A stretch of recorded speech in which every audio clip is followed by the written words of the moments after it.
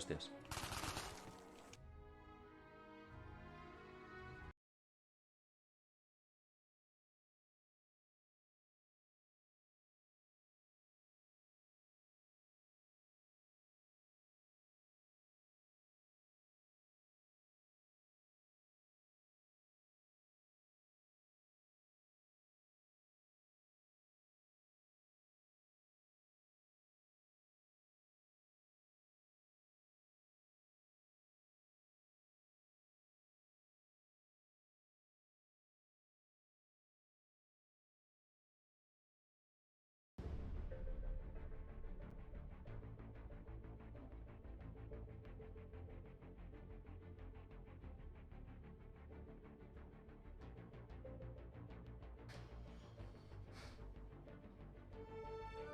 Buenas a todos, chavales. Parece que esto está por empezar. 7 minutacos. O 7 tacos de minutos.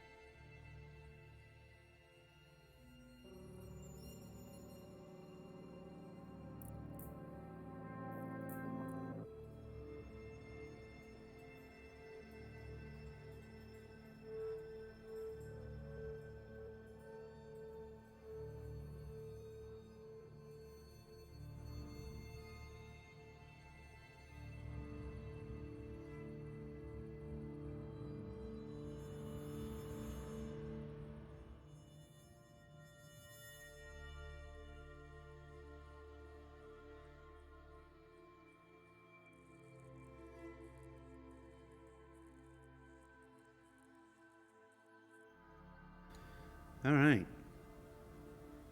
Coming out for 2000. You want to talk about the Three secret ships? three for audiences? 2000. How old will I be? We'll have cryogenics, so you'll be at least Where are you going? There's a with this, Mike? situation Where of are you like, going? please let me die already. I don't want to work on turrets anymore. You'll be like Futurama. You'll wake up and go, "What version are we on?" Yeah. What? Still not 4.0? We're still working on turrets. Still working on turrets. Still working on turrets. Richard's just sitting quietly. Richard, how's your mic going? I think my microphone's pretty good, even though I've got the West headset out. It sounds fine, People, actually. yeah. Yeah, It sounds it's decent. decent. Yeah. Jared will be insulted by your microphone, but it's okay. It sounds like Yeah, your microphone sounds fine. Yeah. maybe it's a bit noisy if you look at like I think mine needs to come up though. yeah. Yours Yeah, has and a I'm trying to bit keep of the an cats echo. quiet. Because the cats have been hit in the summer heat, so they're not being very fussy, so they should stay quiet. Ba-da-ba-ba-da.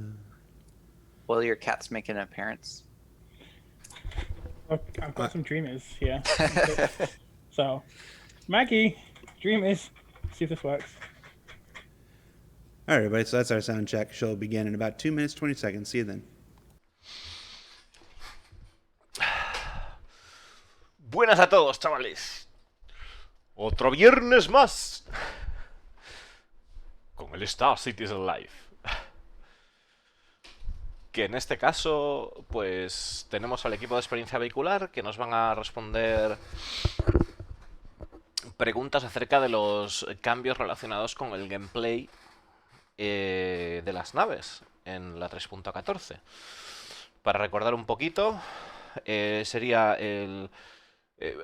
se va a centrar seguramente en lo que es bueno, el ajuste, el balanceo de las naves, el comportamiento en general, los cambios que hay en las armas, cambios importantes en lo que es la gestión de las armas y demás.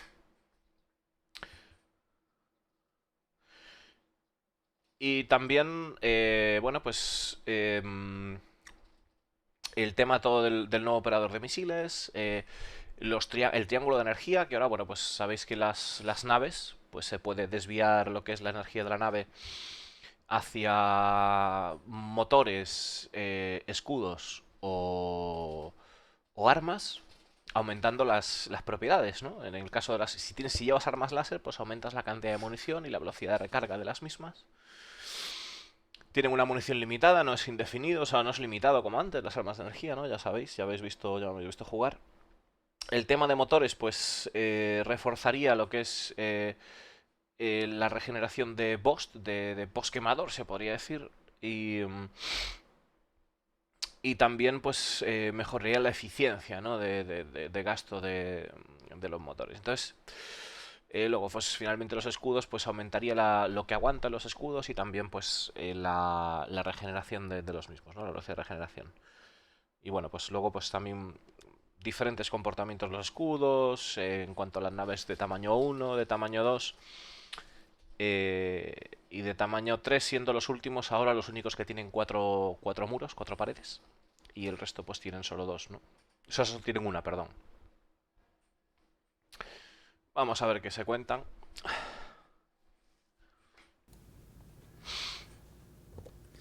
Hello, everybody.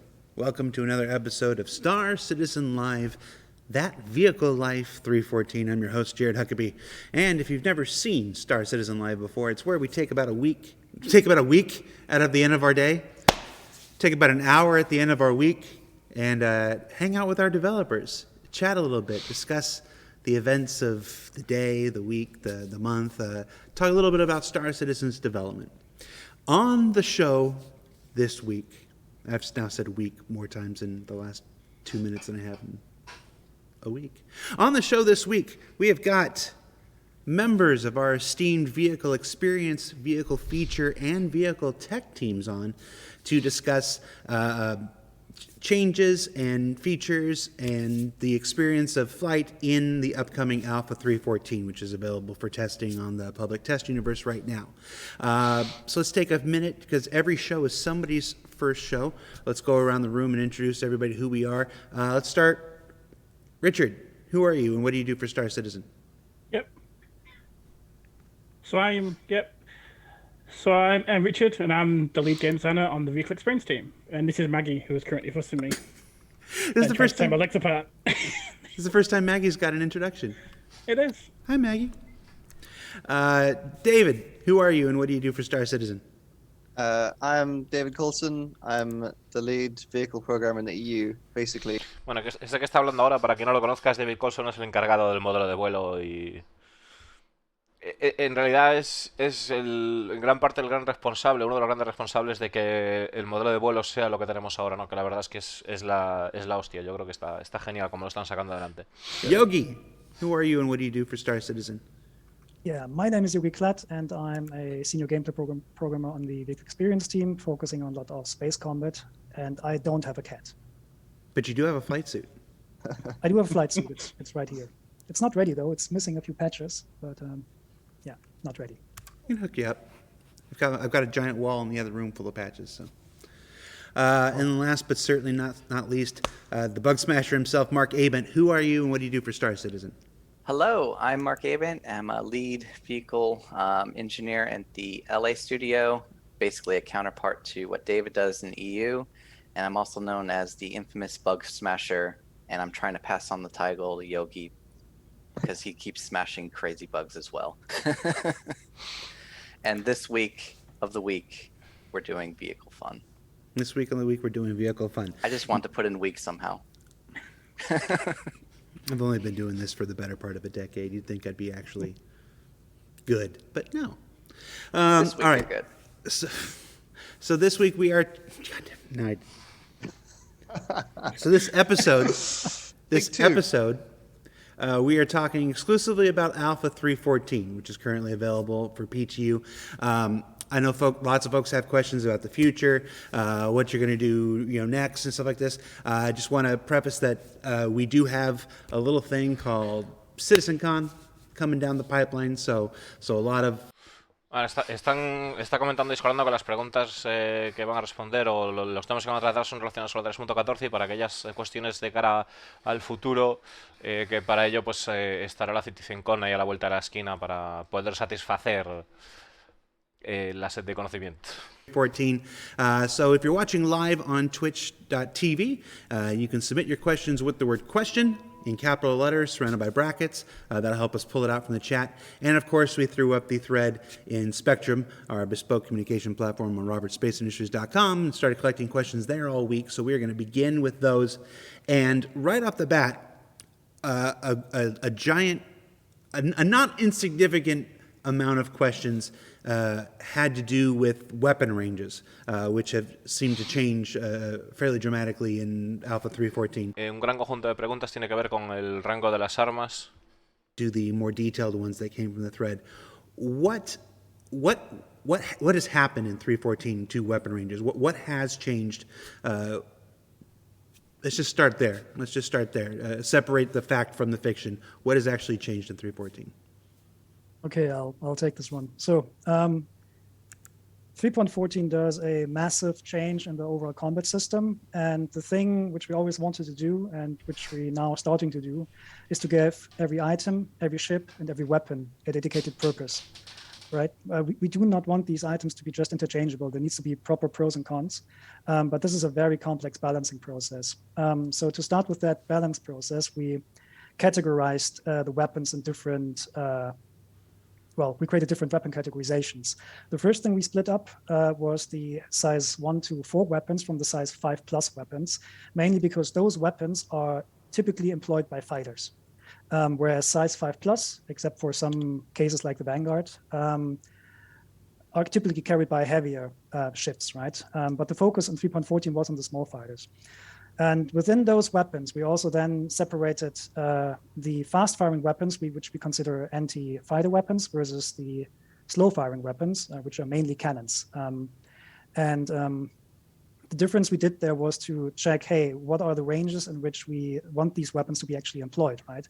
Most of the combat between two ships happens within roughly 1,200 meters when you talk about fast-firing weapons. So extending these ranges a lot didn't really bring us any more benefits. Then we also tweaked the cannons to be the heavy hitters, not necessarily just by damage, but also by their efficiency. So you can, together with a new capacitor system, you can now you can use cannons to dish out a longer, continuous high DPS stream, as opposed to the weapons which are meant for fighters. Because in fighter gameplay, we do not really want to see the situation where you just tape down the fire button and then just like fire and fire and fire without any consequences. So for those anti-fighter weapons, they will empty their ammo load a lot faster, to enforce the player to pick carefully when they actually want to employ them. So this is like the story why we actually place them. Bueno, está refiriéndose al rango de las armas, que el rango de las armas parece ser que está así modificado porque consideran que el tener más rango en las armas de tamaño 1 al 4 no supone ningún beneficio. Ahora mismo es a 1400, dice que será diferente en el futuro, pero que ahora mismo, pues para poder hacer los ajustes necesarios, pues quieren distinguir lo que sería las armas de 1 a 4, que serían montadas por cazas, excepto algún caso excepcional, que tenemos la Vanguard que monta tamaño 5. Pero en principio las armas más grandes estarían dedicadas a navíos más grandes. También está comentando de que ahora mismo en la 3.14 se están centrando en el combate entre cazas, no entre naves de mayor tamaño. Fundamentalmente. Y nos comenta que la diferencia fundamental entre llevar repetidoras, que serían naves anticaza, y los cañones sería la eficiencia a la hora de poder hacer más DPS o sea, DPS o daño durante más tiempo con los cañones. No solo simplemente el meter lo que es un bombazo y ya está. También están buscando el hecho de que los combates no sean simplemente disparar ya, sino que pues los jugadores tengan que tomar decisiones, tengan que, pues eso, tengan una ventana, ¿no?, de oportunidad para poder hacer X acciones y pensar qué hay que hacer, ¿no? But I wouldn't say we're happy with the finer details within the balance, because we're still figuring it out. So that's going to come over several releases, but it isn't something we're just going to stop now and go, that's it. You know, we've got a dedicated team now to kind of do this over every single release going forward.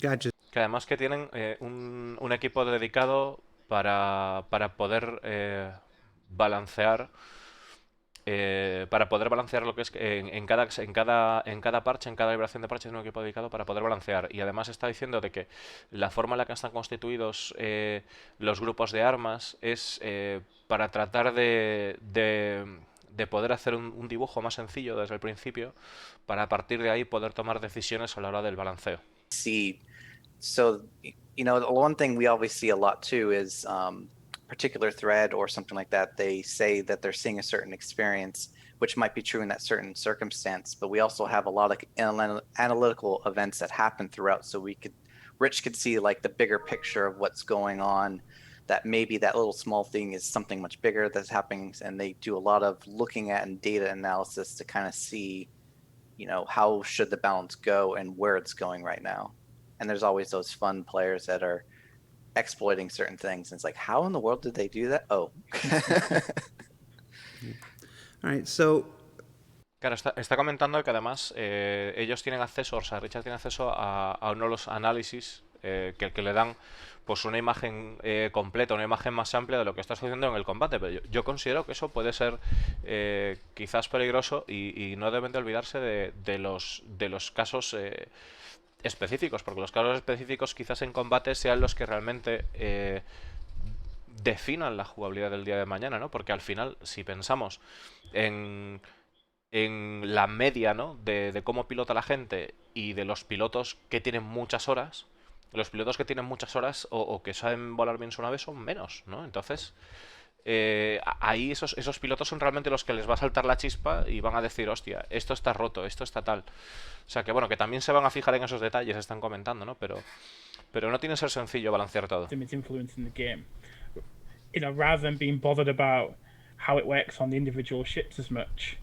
and being caught out by kind of tuning it to a certain ship or not, we get to see an overall experience of what this has added to the game, and then we can look at it from an experience point of view and go, right, you know, what does this feature allow us to do on this ship, on that ship, and where does that ship need to fit? Because we've done a rough guide of where the ships fit, but until we see it in the combat situation, until we see all the ships fighting each other and the different weapons and different missiles and torpedoes all come together in terms of combat, we don't really know because there's so much to test.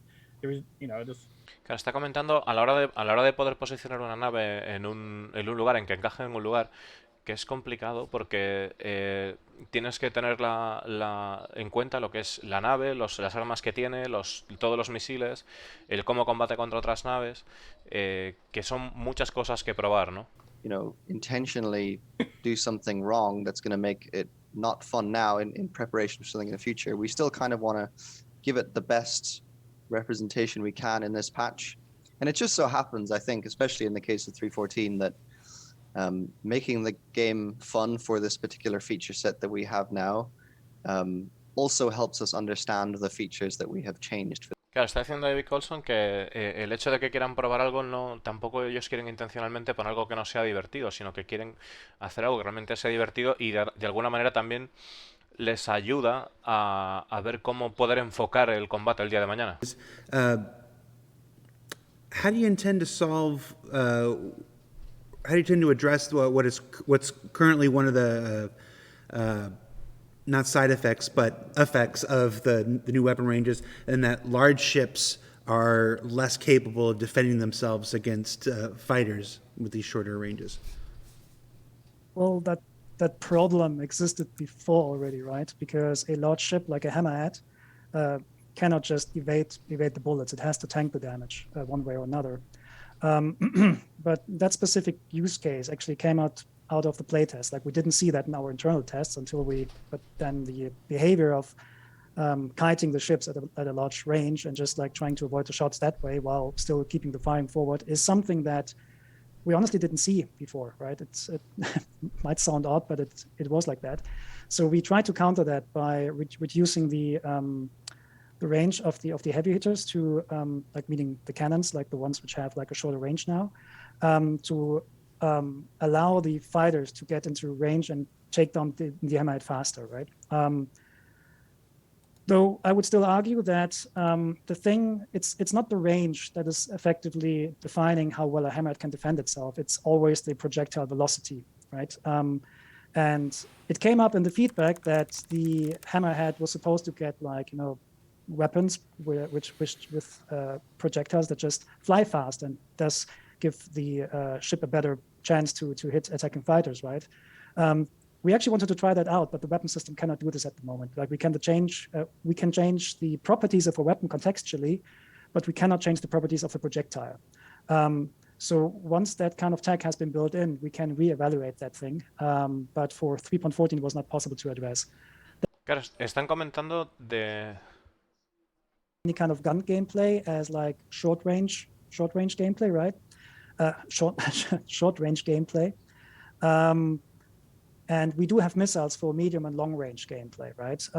But it can be argued that there could be that, like, looking forward, we can also implement other kinds of weapons which are more effective and well beyond the close range area. There's also once we get physicalized damage, things are going to change a bit. Where the Hammerhead's going to be, like as you're going to saying, more of a tank, where it could take more of an impact. It has much more thicker armor that the physicalized damage is just not going to be able to penetrate as well as the guns that it's shooting onto fighters. So right now it's probably going to be mostly just a health pool, while in the future, when this physicalized damage comes apart, it's going to be a different type of game. It's where velocity and the projectile masses will take more of an account, and you're going to see a different dynamic with that. But that's also going with. Claro, están comentando sobre el tema del rango de las armas y sobre el tema de cómo se pueden comportar las grandes naves en la batalla, y ponían el caso de la Hammerhead, de cómo podría defenderse de los cazas al tener el rango reducido. Entonces están comentando que realmente el problema de la Hammerhead no es el rango al que puede disparar, sino más bien la velocidad de los proyectiles, que es la que realmente incide. También están comentando de que es una de las cosas que les gustaría investigar en el futuro, el poder cambiar la velocidad de los proyectiles, pero que ahora mismo la tecnología permite cambiar lo que son las propiedades de las armas, pero no la propiedad del proyectil, que es algo que podrán hacer en el futuro. También están comentando de que con la fiscalización del daño cambiará, con la fiscalización del daño y me refiero, y con las armaduras, cambiará bastante lo que es el gameplay del futuro. Porque está comentando de que será mucho más difícil tirar abajo una Hammerhead, pues no solo se tendrá en cuenta el daño que hace, o sea, para calcular el daño que hace ese proyectil se tendrá en cuenta tanto la velocidad como la masa de la bala o la masa del proyectil. Entonces, los cazas pequeños se verán mucho más afectados que, por ejemplo, una Hammerhead si es disparado por el mismo tipo de arma.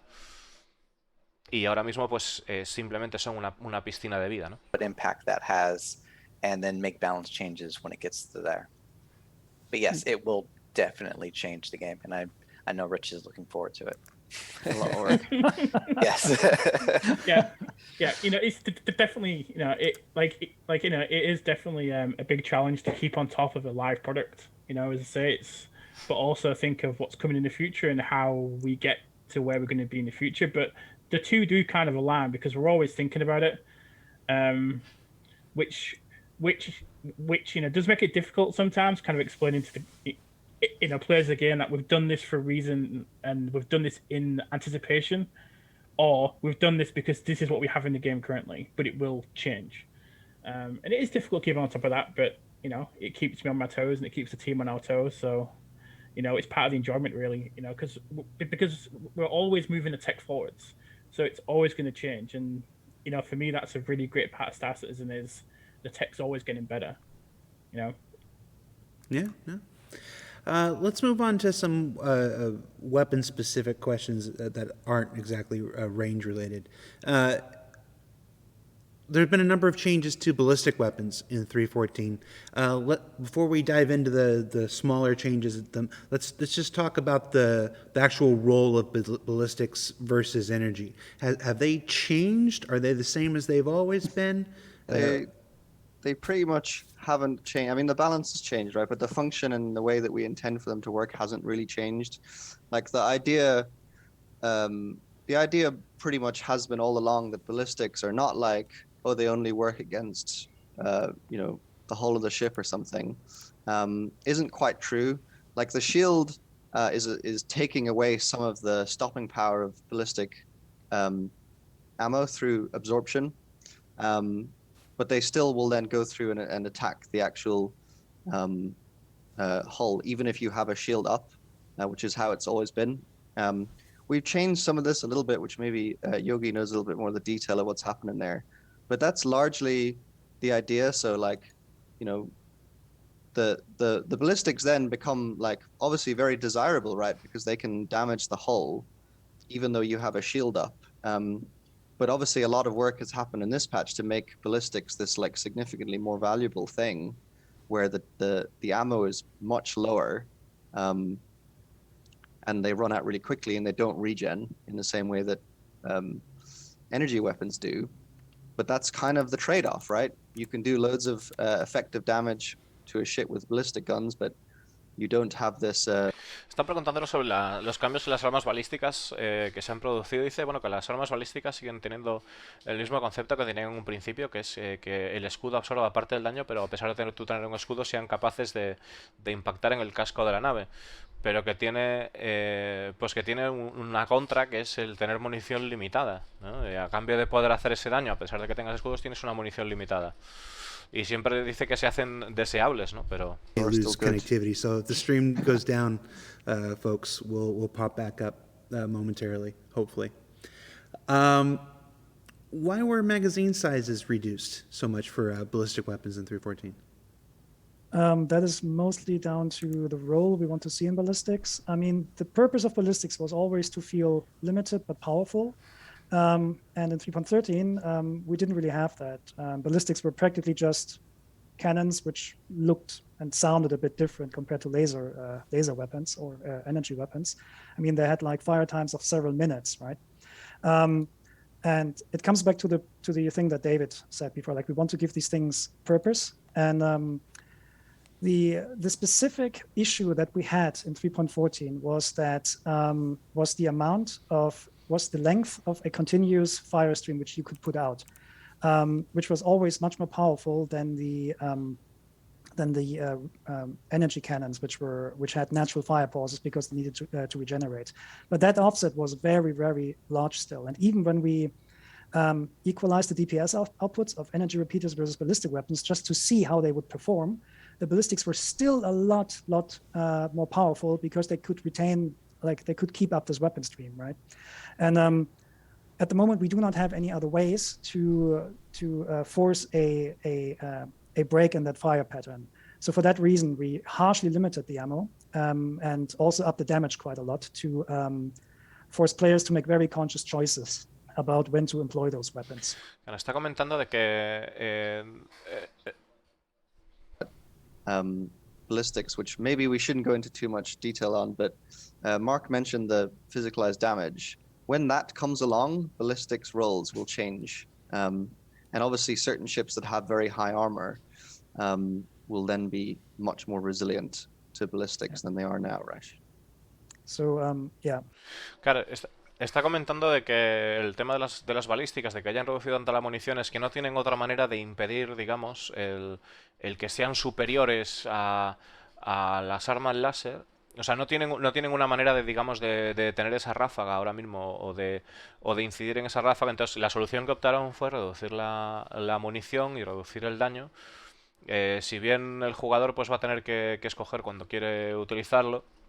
Y también comenta David Colson que cuando salga el blindaje habrá naves que tengan más resistencia al daño balístico que otras y también habrá cambios con este respecto. Shield damage that ballistics do in exchange for higher hull damage. I think that's probably because of the big 3-second takedown builds that we're seeing people just alpha striking with Gatlings and. Yeah, though that doesn't. So, firstly, that kind of approach is contradicting what we want and the general idea of like energy weapons versus ballistics. But the other part of that is that our weapons, they do not have a shield damage property. It's the other way around. Our shields have a damage type property, and every weapon dishes out damage of a certain type, right? Can be distortion, can be physical, energy, and there's a couple of others. And a shield has absorption and resistance values that counter that. So even if we wanted to do that, we couldn't do it right away. So this is nothing we can do for 3.14. There's also coming along, which we want to do and talk about more, probably that's another point with the physicalized damage, is our ship destruction is kind of arcadey still. Everyone knows it. I mean, we had it since like the first AC. You hit the health pool of a critical part and the ship's dead. And I'm sure CR has also mentioned many times in the past, we don't want that. We want it where you could damage certain sections and the ship could still be functional, but it doesn't just die. So we've also been talking for other systems like insurance and that, what does it mean that we indicate that a ship is in a bad state? Maybe all the power plants are gone or certain parts of the wing just make it inoperable. So you can now have to, the ship is basically dead, but not dead. So once we get more aligned on what those critical areas are, we could reduce the arcadey death explosion. And that will get rid of those instant build where you just ram a bunch of health and then it dies. So the problems that we're seeing now are going to be different problems in the future. It's just those things that we keep repeating too.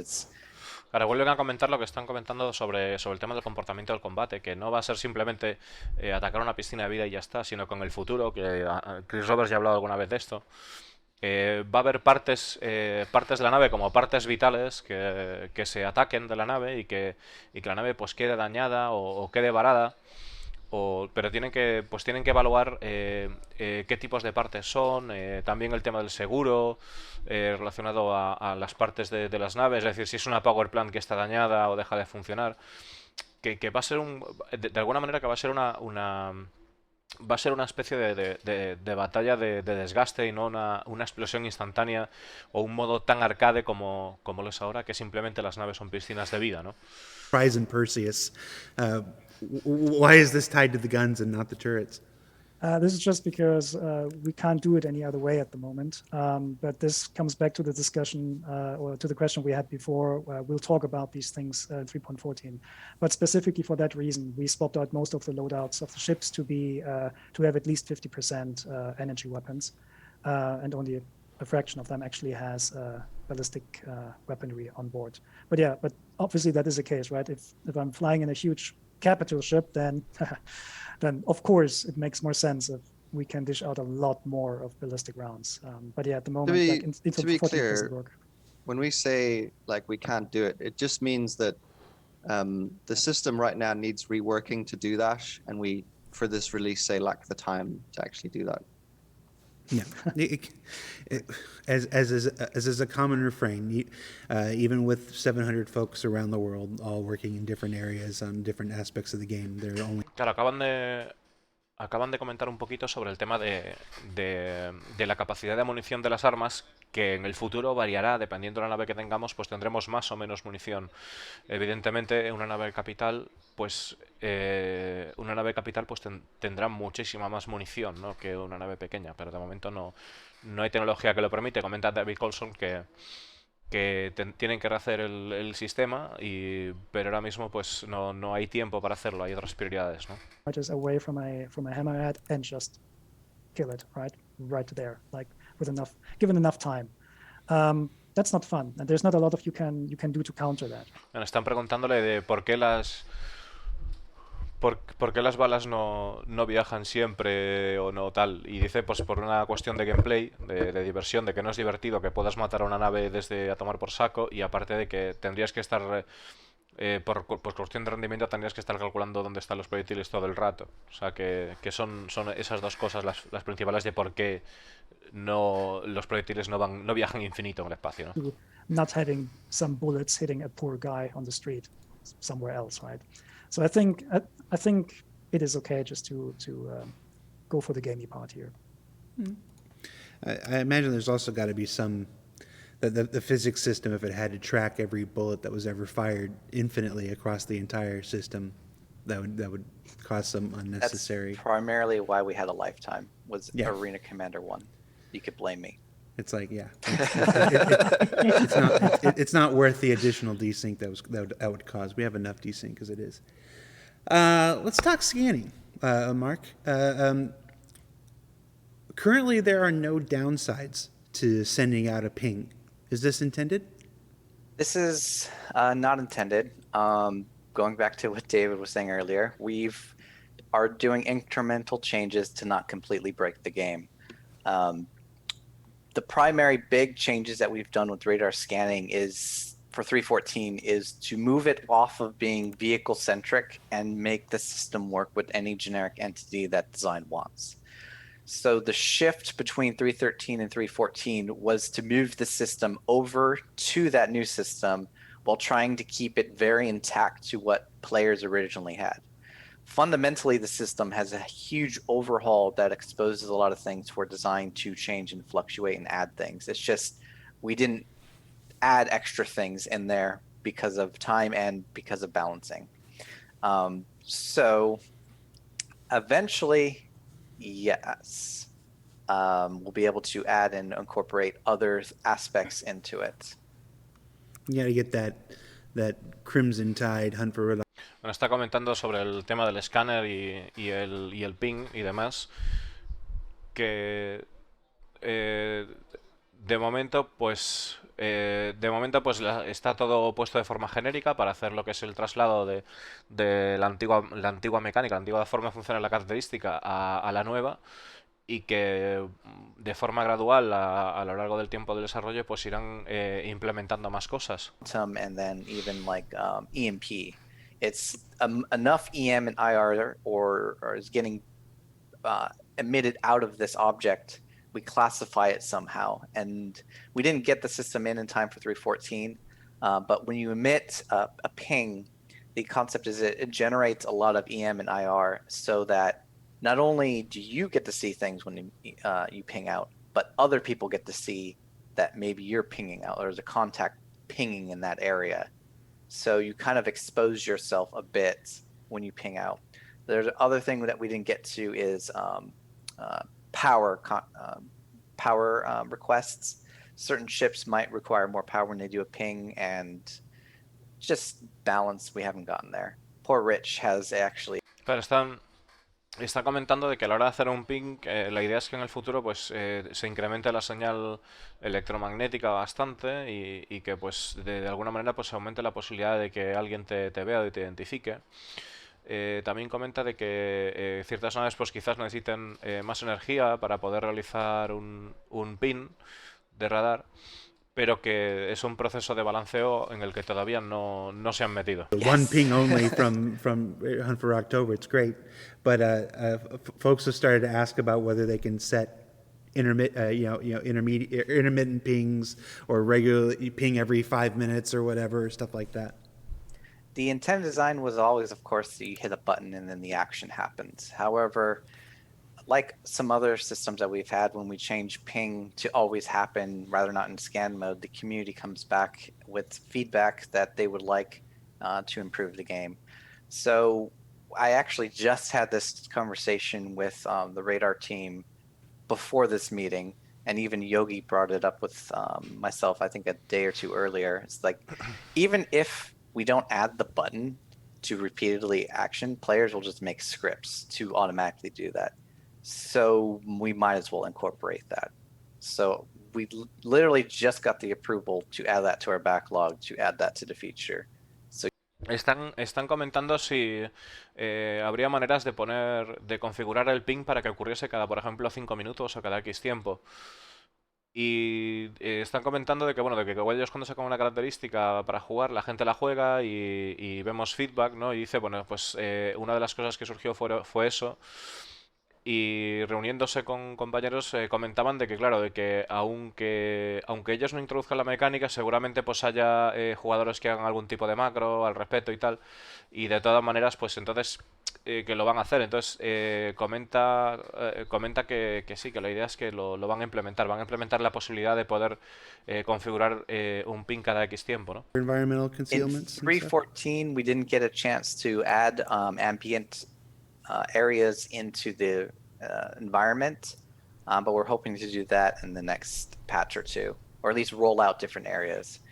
We have the room system, and the room system could do things like pressure, air, and heat. It also could add ambient values into the scene. So you could design could set up, a space station like Port Olisar to have ambient on the outside and a different ambient on the inside. So we have that system fully fleshed out. We just haven't put it in to the verse for players just yet. It didn't make 3.14, but we're hoping to roll out ambient in other areas. Yes. I completely forgot U571, Faded to Funk. It did have Bon Jovi in it. Let's talk about some general I know some of those words. Let's talk about some general ship balancing stuff here, because that's such a big part of 3.14. In general, how would you say it's going? Are you happy where 3.14 currently is? We just talked about how it's the next step in a series of steps that'll come patch after patch after patch. But did you get where you wanted to get to in 3.14? Be honest. Where are we at? I think we always want to make it perfect. That's the problem. Is we'd love it to go out in a place. Dice, ¿estáis contentos de cómo está el tema de las naves ahora, el resultado que habéis obtenido? Dice Richard que el tema es que siempre queremos conseguirlo. El tema es que siempre conseguimos queremos ser perfeccionistas y demás, ¿no? And so many different things, even having a different amount of thrusters on the ship, or they've been in a different location, or a different power plant setup, or a different cooler setup, can really affect where that ship fits. So even though the numbers look right, until it goes in the game and it fits everything else, it's really hard to know where that ship fits. So I'd say we're pretty happy that we don't think particularly broken the balance of the game, which is basically what we said before. We wanted this release to go out where we really haven't done anything majorly wrong and broken everything, and it creates a foundation. But I wouldn't say we're really happy with how each individual ship fits or how each individual Claro, dice que no está, que puede decir que en general están contentos con el resultado, de que no han roto el juego a la hora de implementar estos cambios, pero sí que también tiene que decir que no puede decir que está contento con cada uno de los casos de cada una de las naves y dónde encajan, o sea que es eso algo que requiere más tiempo. That's a really big part of what we do. There's a lot of testing, and we can look at the data to back up some of the feedback we get and everything. So it takes a long time to kind of get together and just figure everything out, because there's so many systems that come together to create what that ship is in the game as well. And it goes for the rear down scanning system as well. We've got a lot of intended balance for that, and that requires every single component on every single ship to be set up, how it's intended to be, and that's also just not the case right now. But we've been building a team to kind of do this, so Claro, dice que en el futuro armarán un equipo para poder mirar cómo encaja cada tipo de componente en cada nave y poder realizar el balanceo adecuado a cada nave y poder revisar cada caso para poder sacar la mejor experiencia posible, ¿no? You work towards, how do you figure out time to kill and whether whether it's the items that are getting you where you need to be in the right amount of time, or whether it's the skill of the player? Talk to me about time to kill and how the hell you guys work with this idea of how long it should take you to kill. ¿Cómo manejáis el tiempo necesario para matar a un jugador? O sea, ¿cómo... From the feedback in our combat test, what we had before 3.14, the perceived time to kill was always too long for us, right? Because you could tape your fire button down and fire forever, and eventually ships will explode. But it was not really meaningful. I think giving an exact time to kill set is not really working, because you cannot really measure it properly, right? Combat is very dynamic, and how a pilot flies his ship, like if he makes a left barrel roll, or if he takes like other maneuvers into his use, the overall time to kill changes so much based on the individual pilot. Like this well, it's not really useful for us, right? And also, the other thing with exact time to kills is that it kind of like tells you, hey, you have an exact number you're aiming for? And I would say no, right? Because if you just look at numbers and then you have tools that data mine the game data and trying to draw strategies out of that, it's like, this is something we would like to avoid. We want to avoid the gameplay of building a meta build that will always be better than all other builds combined, right?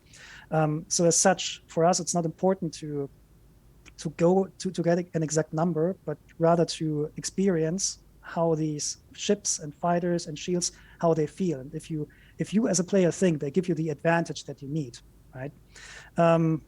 Because I mean, ultimately, we want to. Claro, están comentando de que quieren como alejarse un poco de lo que es el tiempo necesario para matar, que no les gusta la idea de tener un número de tiempo necesario del que te hace falta para una nave, sino que prefieren centrarse en el punto de vista de dependiendo del piloto, de que varía mucho de los pilotos, pues que lo que tratan de buscar es que una forma de volar o una forma de cómo se siente una nave pues se adapte a las necesidades que un piloto busca para, bueno, pues en parte para satisfacer su diversión o su forma de jugar, ¿no?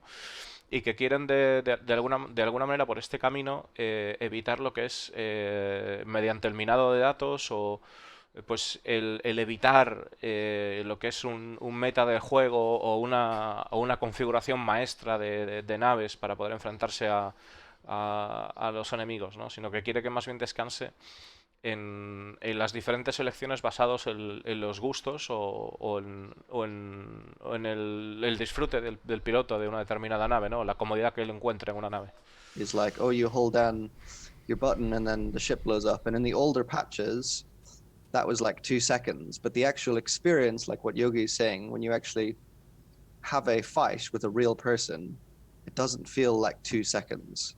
And that issue is much more magnified in this patch, which is why this is the way we plan to do it. And of course, we're using the phrase time to kill, but with physicalized damage and armor and stuff, at some point it's going to morph into a time to disable, I suppose would be a more appropriate term. Yeah. Well, it also depends what you're targeting too, because now, you have sub-targeting and more items are getting physicalized.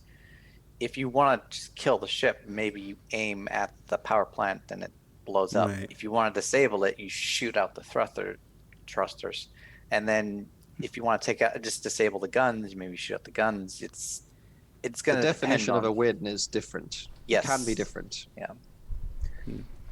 Claro, está comentando que además sería más apropiado para decir que en Star Citizen, con la visualización y la armadura, el blindaje de las naves y demás, que sería más bien el tiempo, quizás no sería tiempo para matar, sino el tiempo para deshabilitar una nave.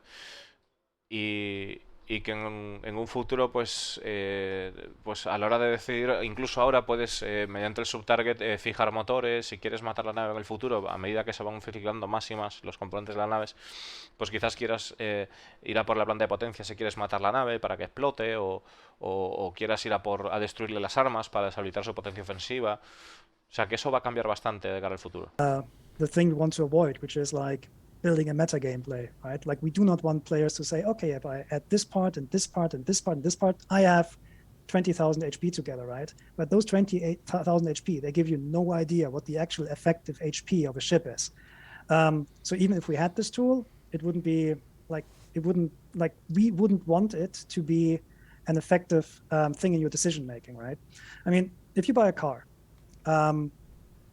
maybe you look in how fast it can go, but you're not really interested in the exact number, right? You're interested in how it handles, if it's safe, how many airbags it has, right? But you do not care about, hey, it has a top speed of 260.5 kilometers per hour. You do not care about, hey, the frame will kind of like dissolve itself when you crash it with that much velocity into a wall or something, right? It's always about the experience, and like I would like to avoid that kind of thinking that you kind of like just add up numbers, right? I mean, Star Citizen is not an RPG where you do that, right? It's supposed to be a believable gameplay simulation / experience. Claro, vuelvo a comentar otra vez, vuelvo a recalcar que a la hora de definir una nave de Star Citizen o de que el jugador tenga un abanico de opciones para escoger una nave para volar, que quieren huir de lo que es... o sea, no es que quieran huir, sino que Star Citizen no va de los números que una nave proporciona, sino de la experiencia de volar esa nave. Entonces, quieren que lo que el jugador prefiera sea la experiencia en global de la nave, que está comparándola con la compra de un vehículo, con la compra de un coche, no de un automóvil. Que nosotros cuando vamos a un concesionario pues no miramos cuántos centímetros se esmaga el casco si lo estampamos contra un muro, ¿no? O qué números tal y cual. O sea, que buscamos lo que es la experiencia global del vehículo, y eso es lo que quiere, lo que comenta Yogi, que quiere que busquemos en Star Citizen, ¿no? Y también un poco pues el hecho de nuevamente huir de ese meta, o de que Star Citizen no es un RPG, sino que es un juego que trata de ser creíble, realista, ¿no? I hear what you're saying, and I'm going to challenge you guys a little bit. Oh yeah, fair go ahead. Meta, every MMO in the universe has a meta. You know, Gear Score hits every MMO at some point. You know, whether the developers make it or the players, you know, make their tools, like the thing that Urkul has and stuff like this. I understand where you guys are coming from and what you guys want. You want to build a more experiential type of thing rather than just everybody opens up a spreadsheet, opens up a website, and just, you know, builds the same meta build, you know, and everybody's just flying the same homogenous meta builds, you know, and there's no variety out there. I get what the intention is. Do you think you're working against what comes naturally to players? I think, like, what a desirable experience. Like, yes, there is meta, right?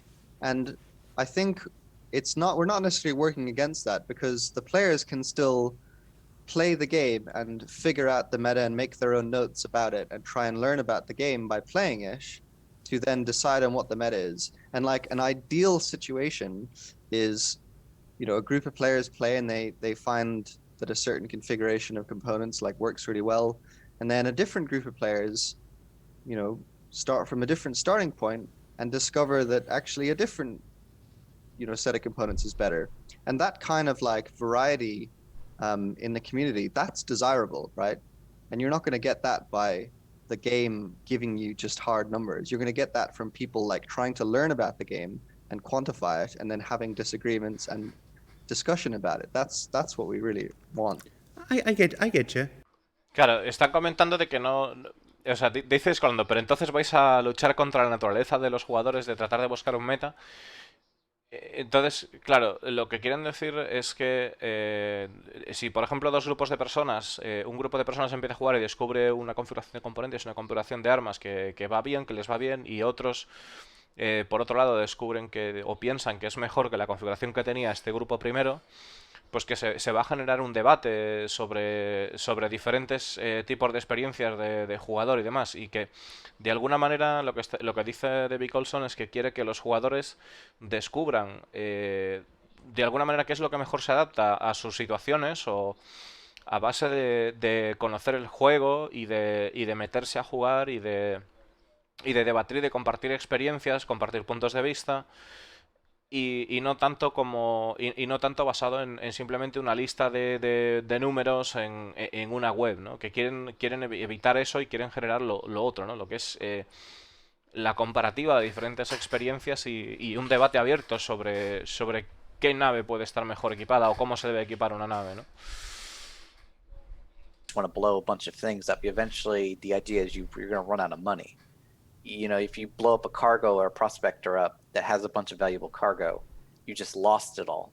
You want to disable that ship and maybe capture it, but that's going to make that prospector maybe call in his friends. So a lot of it right now is how can you get away from just making the gameplay blow people up? How do you incorporate different information so that the different gameplay aspects could come out of it? I get you. We're trying for something. I don't think it's any surprise that we're trying for something more. We're trying than the standard MMO out there, and I think it's admirable that we're working towards it, and I sincerely hope we succeed. Yeah, I mean, you're going to get the people that just want to blow stuff up, but if you repeatedly do that, how are you going to get money to continue to blow some people up? Yeah. Okay. Let's see. What else do we have? Do G-forces still play a role in balanced decisions?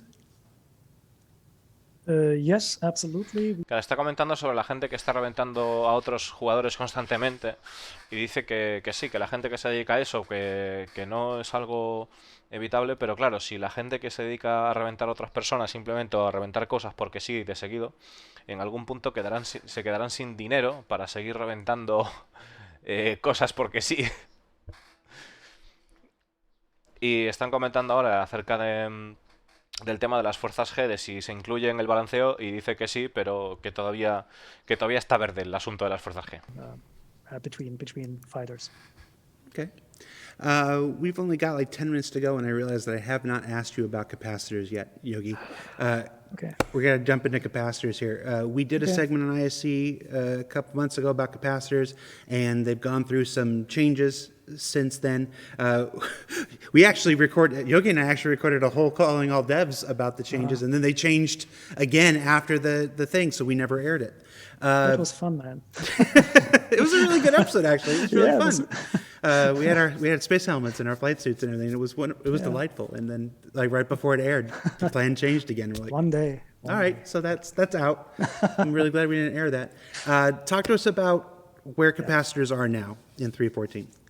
Okay, so the role of the capacitors has slightly changed since we had this first ISC, and like there was a lot of feedback from the community. There was a lot of feedback from Chris actually on how to make them better, and we try to incorporate this all. So the thing is, like, we do not have like a separate capacitor item or something like that. Like every subsystem for weapons, shields, and thrusters have their own idea and implementation how capacitor gameplay, which is like roughly translates to stamina gameplay, is implemented, right? The most well-developed part is, I think, the weapon system. So when you have energy weapons on board, they on their own, they cannot even fire, even when they're powered, because they need some kind of like, energy ammo. That kind of ammo is being supplied by a weapon capacitor item that is on the ship itself. So it's an item that's on the ship, and it has X amount of a thing we call ammo load, which is practically the amount of damage weapons can do, and it has an X amount of regen. So once this item goes online, right? So at the moment you cannot power it on or off, but it goes online, it will start supplying the weapons with the juice, right?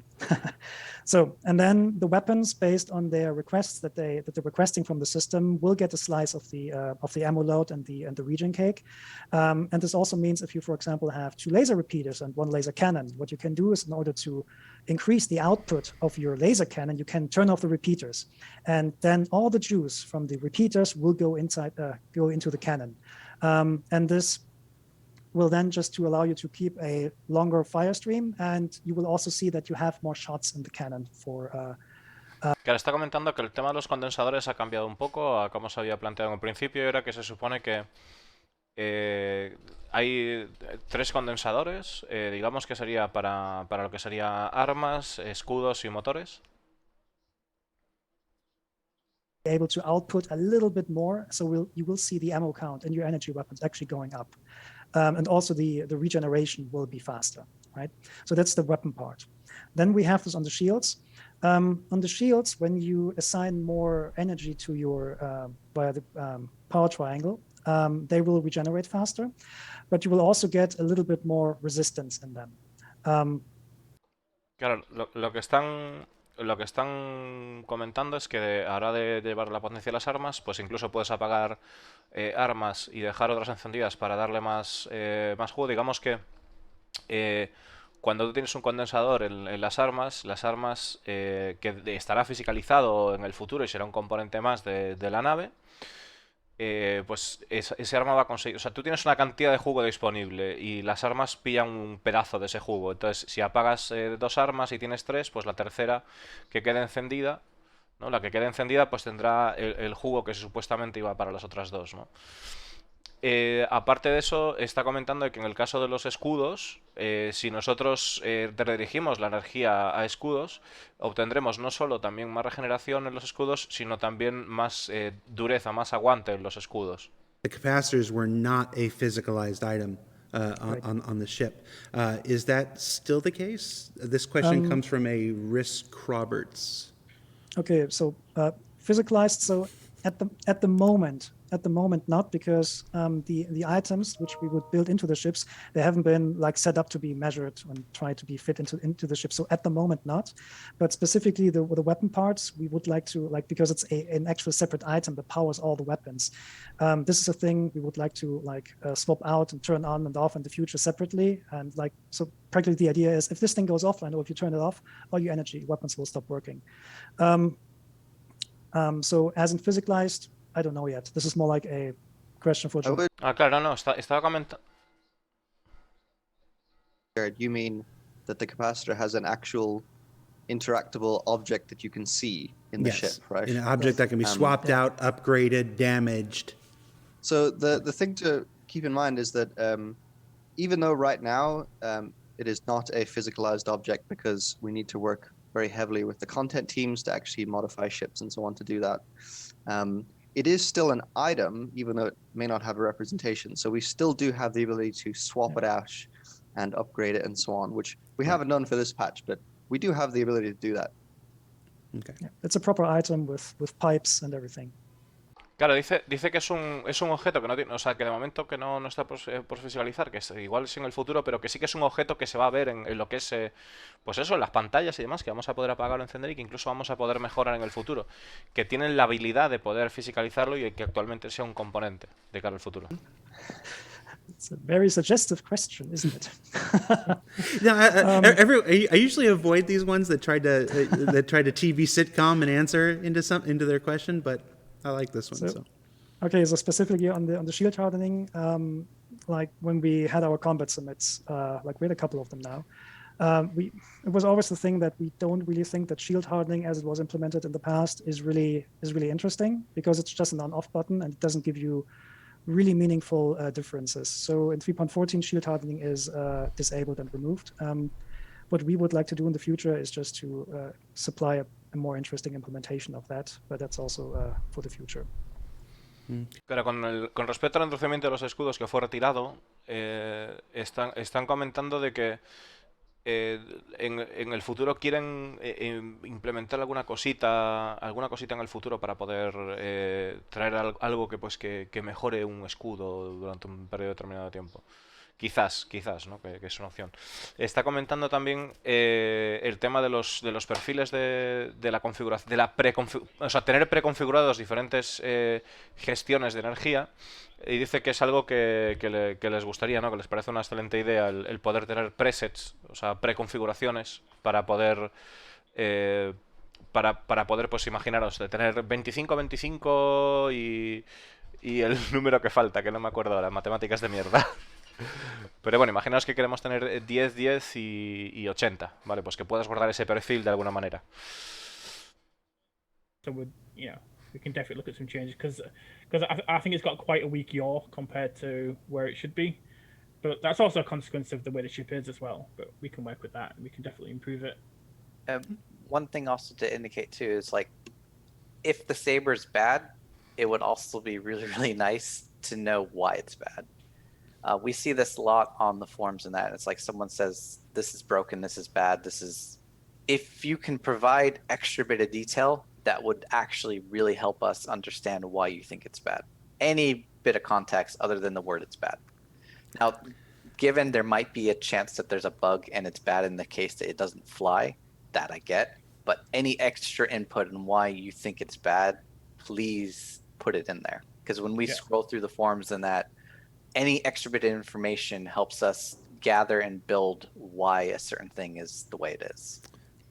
Yeah, and also it's not just a question of it being bad in flight, because as a comparison, it could maybe have worse flight than a similar ship, but the Saber could excel in a different area. So that's definitely something we've looked at where we've tried to give ships. Claro, están hablando del Saber y que hay un comentario que comenta que el Saber que está mal, que es mala nave. Entonces, que a la hora de dar ese feedback que no sirve el solo dar un Saber está mal. O sea, que lo suyo es que diga pues que comparten detalle, que traten de decir pues un poco más de detalle de por qué esa nave está mal, y además puede que intenten hacer que esa nave destaque en otras cosas cuando realmente igual destaca en otras, ¿no? Que puede estar destacando en otras. Y Discolando bromea diciendo de que la sabre que vuela como una tarta aplastada y lanzada al aire. En plan de coña, claro. That tell us, hey, what is like the rough dogfight performance we can expect from that ship. And the Saber is actually not that bad if we look at the raw numbers, but I get why players don't like it that much. But this is also because the role that the Saber is supposed to excel at is not very well developed yet. So like, don't melt them down. They will play the role.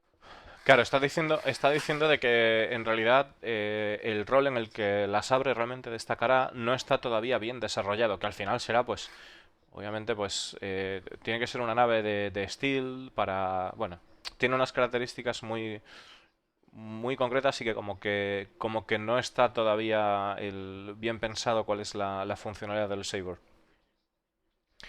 Yo por mi experiencia personal os puedo decir que no he encontrado ninguna nave que esté mal. O sea, sí quizás la Vanguard es la única que me ha decepcionado algo, ¿no? Me ha decepcionado bastante, no algo, bastante, o sea, no la toco. Habrá que seguir probándola más a ver si le saco algo de jugo, pero de momento... Pero el Saber pienso que tiene su lugar ahora mismo, la verdad. Pienso que sí que tiene su lugar. Vamos a seguir escuchando, que si no, luego os comento la Saber.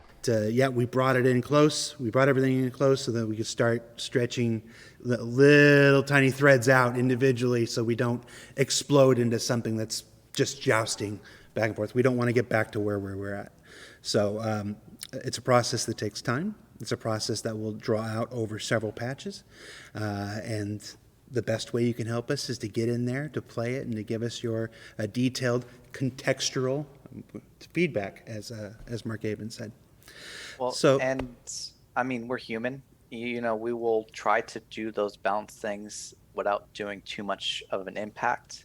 but sometimes they happen. And that's why I was also saying before, any extra information you can will help us fix those problems. Well, you're human. I'm sure Dave Colson is still at least 40% Toblerone. I think It's that is true. true for reference. Yeah. This is true. All right, gentlemen, thank you for taking the time out of your week to be here on the show with us.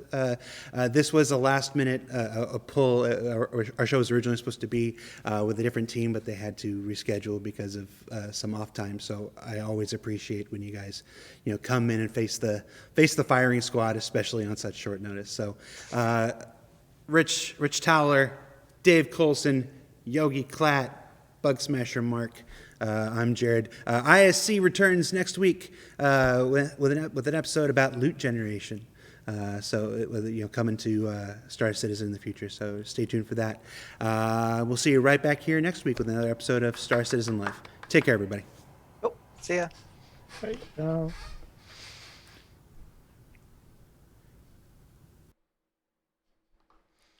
Vale, pues nos estaban comentando sobre que el... Un momentito. Nos estaban comentando sobre que el ISC viene la semana que viene con el tema de la jugabilidad acerca del loteo, de los botines. Van a hablar del botín. Y para terminar de hablar de la Sabre, yo creo que el Sabre ahora mismo se encuentra en un punto... creo que la mejor forma de compararlo quizás sea con el gameplay de la Vanu Defender, ¿no? O sea, nosotros tenemos una nave que, por ejemplo, vamos a comparar lo que sería un combate contra un Arrow, ¿vale? Si nosotros nos ponemos a combatir en un Sabre contra un Arrow, nosotros lo que vamos a hacer, o lo que yo haría, mejor dicho, lo que vamos a hacer, no, lo que yo haría, ¿no? Como piloto. Lo que yo haría es buscar el intercambio del daño, es decir, tratar de pegarle a esa nave, aunque yo recibiese daño también, o sea, buscar el intercambio, ¿no? Porque en ese caso somos una nave pues que es superior en aguante y además tenemos más potencia de fuego, ¿no? Entonces, con la Vanu haríamos lo mismo, con la Vanu Defender, con la diferencia de que con la Saber pues nos tenemos que retirar antes de ese intercambio, de esa maniobra, ¿no? Entonces, siempre con obviamente, pues tratando de acelerar, salir del lugar en el que estemos y de esa manera pues tratar de recuperar escudos y demás. Y otra vez buscando el intercambio, ¿no? Siempre tratando de buscar ese intercambio. Si nosotros nos enfrentamos a una nave que sea de la misma categoría, es decir, un poquito más pesada, pues vamos a buscar la esquiva, ¿no? Vamos a buscar la esquiva y pues la nave va a tener las capacidades para poder hacerlo. ¿Cómo sería pues una nave en la que busquemos la esquiva? Bueno, pues otra Sabre o una Hornet, ¿no? Y trataríamos de buscar esa evasión. Y eso yo creo que sería la forma de volar la Sabre. O sea, realmente lo que pasa en este caso, ¿no? Es que bueno, son efectivamente distintas formas de jugar comparado con un Gladius o con un Arrow, ¿no? Es decir, al final, si tú te tienes que... Es decir, dicho de otra manera, si tú tienes que combatir contra 3 personas y esas 3 personas tienen un Arrow, ¿vale? A la hora de tú enfrentarte a esas 3 personas, como vas a tener que buscar ese intercambio, lo mismo que con una Vanu Defender, el desgaste que tú acabas sufriendo es mayor que, por ejemplo, si lo haces con un Arrow, que vas a tender a esquivar cualquier tipo de daño, ¿no? Entonces, si bien es cierto que si te pillan en un renuncio con el Arrow estás muerto, con la Sabre pues tienes todavía la posibilidad de poder resolver la situación y tratar de escapar, pero sí que es cierto que es o sea, combatir entre cazas chiquitillos y tal, siempre hay más posibilidad de desgaste con un Sabre, ¿no? Pero bueno, también es cierto que si te comes un misil de tamaño 3 con un Arrow, pues puede que pases a mejor vida y con una sabre consigas salvar el día. Entonces al final es un poquito eso. Yo creo que encontrar lo que nos gusta, lo que encaja bien para nosotros, y también tener en cuenta que además el Saber es una nave que ahora mismo hay que tener en cuenta que los tipos de escudos pues son todos los mismos, las señales luego en el futuro serán diferentes. El gameplay de sigilo, al haber diferentes tipos de componentes y diferentes configuraciones, pues hombre, el poder conseguir un 30% menos de emisión que una Hornet normal, o que una Buccaneer, o que otra nave, pues puede ser realmente interesante de cara al futuro. Y también el pensar el hecho de no solo hacernos el imaginario de este caso, ¿no?, que os acabo de decir, de 1 contra 1, sino también pensar en el hecho de que en el verso, el día de mañana, seguramente vayamos a estar la mayor parte del tiempo jugando con compañeros, ¿no? Saludos a todos los del chat, por cierto, que ya sabéis que cuando estoy haciendo el SCL pues tengo que estar concentrado, si no me pierdo el asunto.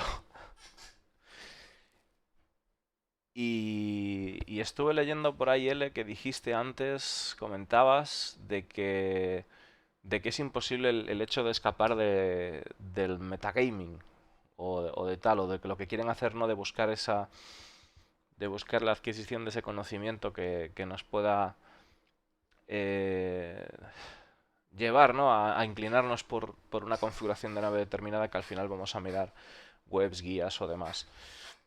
Yo de momento, por la experiencia que tengo ahora mismo, creo que está muy bonito como está el juego, y que realmente sí están consiguiendo que la hora de volar se base en la experiencia que tengas volando naves, ¿no? Y también pues es que depende mucho a lo que te vayas a dedicar en el verso, yo creo, y a cómo te enfrentes tú a la batalla, y mil historias.